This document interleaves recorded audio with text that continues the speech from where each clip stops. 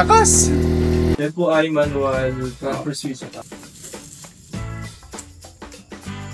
Okay naman sila bibilin ko. Yes, sir. So, pang start naman ito, sir, ito po, i-choke nyo nung siya dito.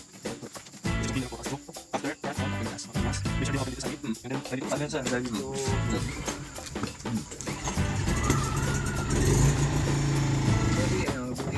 Simple lang.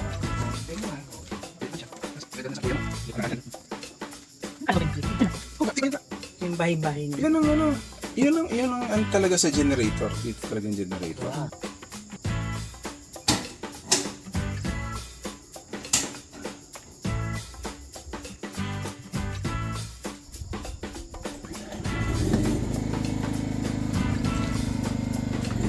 Ayun.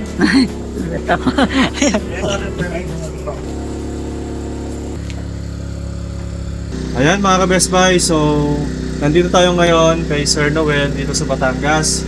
Tingnan niyo naman, hindi ko alam kung bakit sobrang tipid ni Sir Noel. Yung kanyang generator is 2.3 lang. So Firking 2.3i lang yan mga ka-Best Buy, sa 2,300 watts lang yan. Tingnan naman yung pinapagana nitong ating generator. Ang daming ilaw. So ayan, dito. Ito. Tapos yung kanyang load, ang daming ilaw. Tapos tingnan naman yung bahay niya kung gaano kalaki mga ka-Best Buys. So ito, yung tatalo dun sa ating Firking 4200 na maliit na generator at napakalaking bahay. Hindi mo dito, hindi. Wala kang sa ato pa.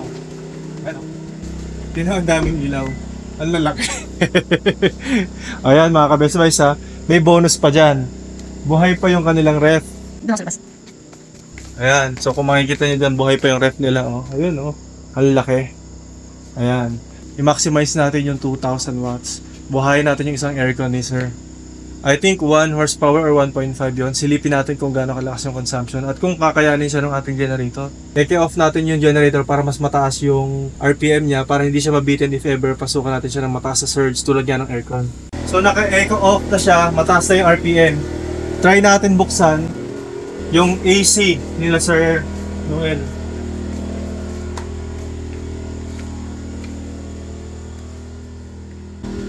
Kanina 700 something, di ba? Sige, silipin natin. Hindi pa siya nagkikik no? 3.7 lang. Ito mga ka-Best Buys, ang power nito is 2,000 watts. So yung ating ampere, i-multiply lang natin yun sa 220 watts.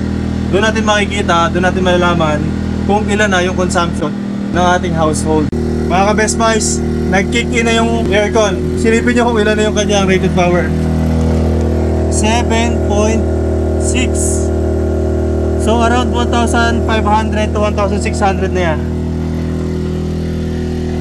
Lakas! Lahat na pagana na namin, yung ilaw, yung mga primary loads na kailangan lang ni Sir. Aircon na 1 horsepower na conventional, kinakain nyo din.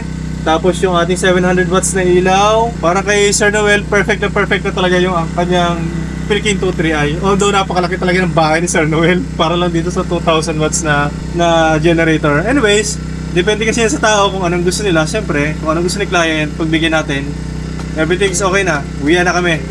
Thank you mga ka-Best Buy sa panonood. So para sa inyong mga comments, orders, and suggestions, maaari kayo mag-text tumawag sa aming cellphone number. May pa-plus sa inyong screen. Bisitahin ang aming Facebook, YouTube, and TikTok para sa mas marami pong videos na pwede nyo mapanood.